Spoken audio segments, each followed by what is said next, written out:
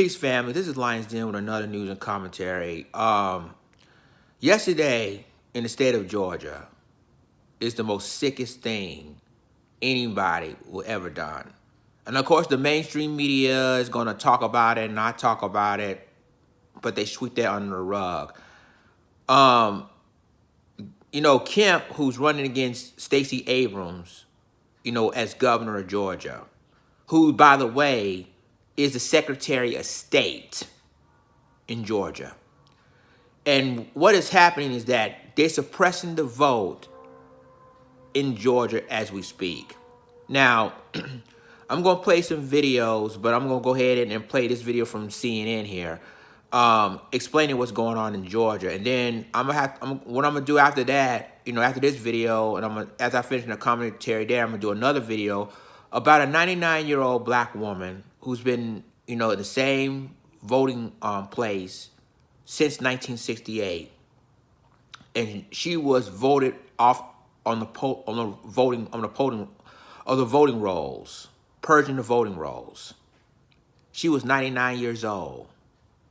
She's been voting in the same place, which is ridiculous. So I'm gonna go ahead and play the CNN clip, and I'm doing the rest of my commentary, and then I'm gonna do another video about this 99-year-old woman. And it's sickening to my stomach that a Secretary of State who's running for governor against Stacey Abrams is pulling these stunts like this just to win. So I'm going to go ahead and play this video, and then we'll give you the rest of my commentary.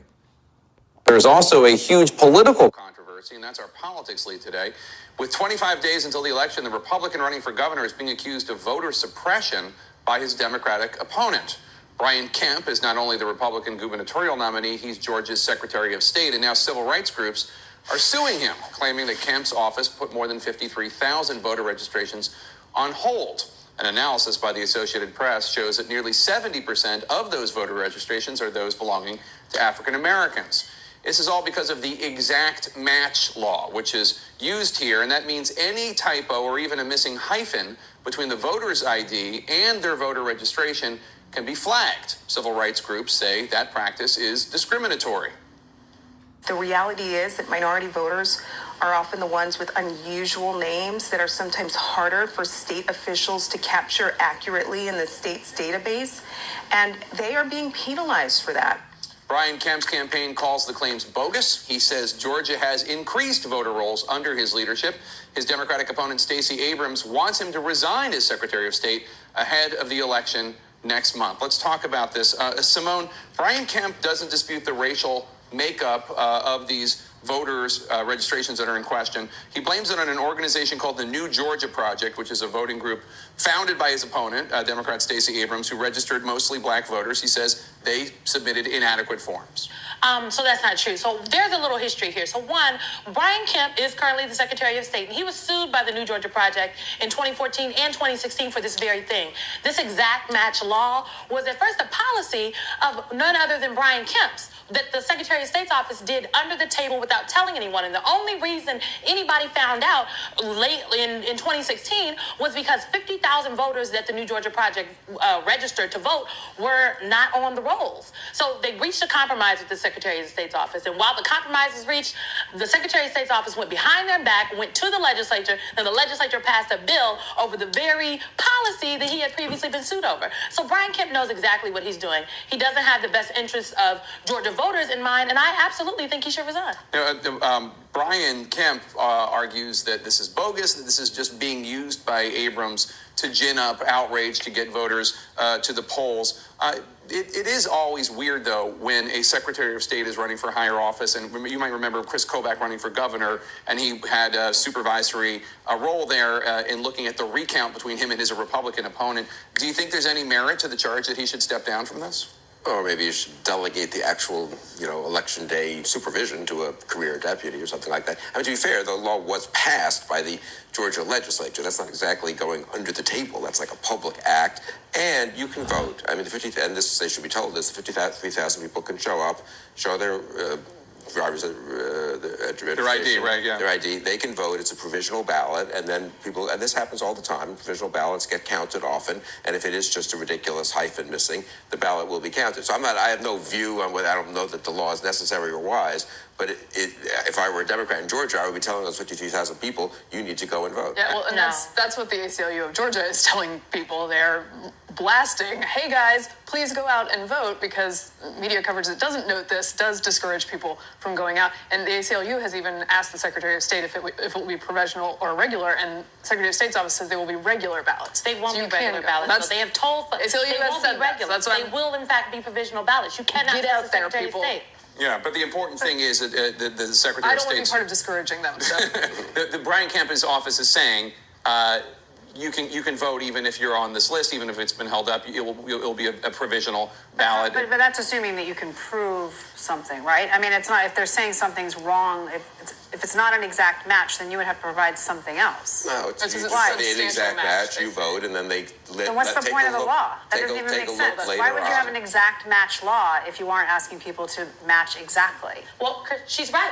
They are asking people to match exactly, and when it doesn't, and when what you have does not match at the polls, they will not allow you to vote. They will give you a provisional ballot. So I want to be clear. They will give you a provisional ballot. But provisional Wait, I thought ballots, you as said we it all would know, be are not not regular provisional. ballots, and they are not Yeah. counted the same way. So I just want to be clear. Pointing out voter suppression is not discouraging people to vote. It's holding the system accountable. And Brian Kemp is not being honest here on this thing. I want to move on to one other thing, so a couple other midterm stories. We're 25 days away from the midterms. Senator Ted Cruz's challenger, Democrat Beto O'Rourke, a congressman, just announced that his campaign raised $38 million in just the last 3 months. That's more than triple what Cruz raised at the same time, more than Jeb Bush raised for his campaign during the entire presidential campaign. That's a lot of money in a red state.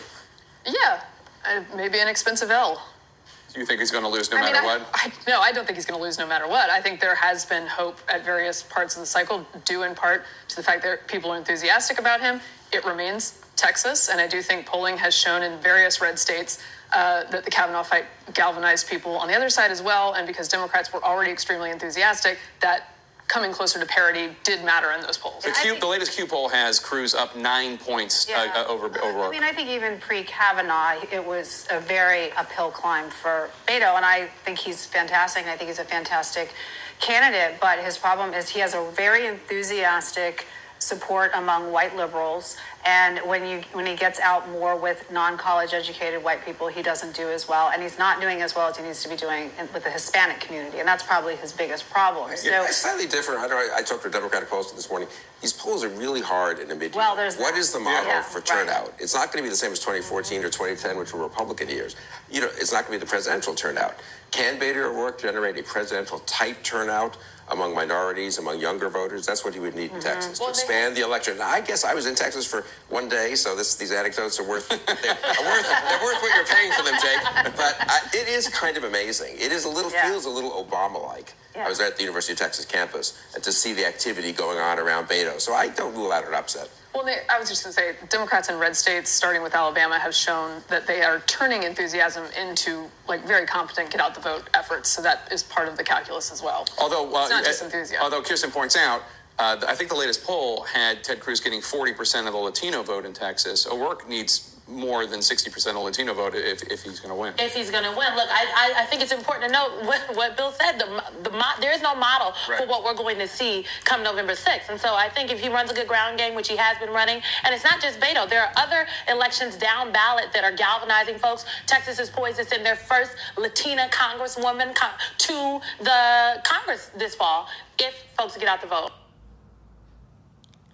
Okay, ladies and gentlemen, I don't know they cut off to another story about what's going on in Texas. Basically, what is going on between Ted Cruz, which, by the way, he won today, beating O'Rourke, even though O'Rourke financing more money than Ted Cruz, but O'Rourke still lost to him.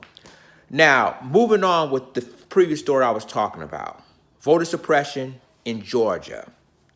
See, you got a guy, Brian Kemp, who is the Secretary of State in Georgia, running against Abrams. for Secretary of State. Now, Abrams could have been the first black woman governor in the state of Georgia. And so what I'm saying is Stacey Abrams is going to be, they knew that Stacey Abrams was going to win. So Brian Kemp, what he did behind the scenes is that they planted this all along. See, they have voter suppressions from, people who lives in Atlanta, who lives in Savannah, who lives in all parts of Georgia. And they know that Brian Kemp is a Secretary of State. My question is, how come a Secretary of State can run for governorship while he's still as sitting Secretary of State? This really bothers me now. And I know people gonna say, well, well, he has a right to run, and there's no laws that a Secretary of State can run for governorship. Basically, if you already have a higher office like a Secretary of State, the right thing to do is to step down. This guy didn't do that. All he did was he's still running for the governor against Stacey Abrams, talking about Brian Kemp, and it shows that this man is not even not even remorse. He's still doing what he's doing, and so now you have a Secretary of State is running for governor. We don't even know if he's going to win or lose because now they're still counting votes as we speak in the state of Georgia, which means that Stacey Abrams still have a chance to win it. However, since he made these plans, try to suppress the vote in so many counties, including the African American community, knowing that they're going for Stacey Abrams. So in the state law, that means they passed laws overwhelmingly to allow stuff like this to happen. Now, I don't even know what's going on, but I will know this, though. There's lawsuits have already been filed against him. Everything is basically dealing with voter suppression. So I'm going to keep you informed of any changes that's going on. But when I come back, I have another video confirming about this story, about a 99-year-old black lady who's been voting since the Civil Rights Movement, which was 1968. She's been not, supporting, not blocking the vote, even eliminate her name on the voting rolls. So leave me a comment. Tell me what you think about this video. Share this video. Subscribe to my YouTube channel. Subscribe to my reaction channel. And subscribe to my Black Junction channel for all the news and commentary. With that being said, this is Lions Den signing off. Deuces.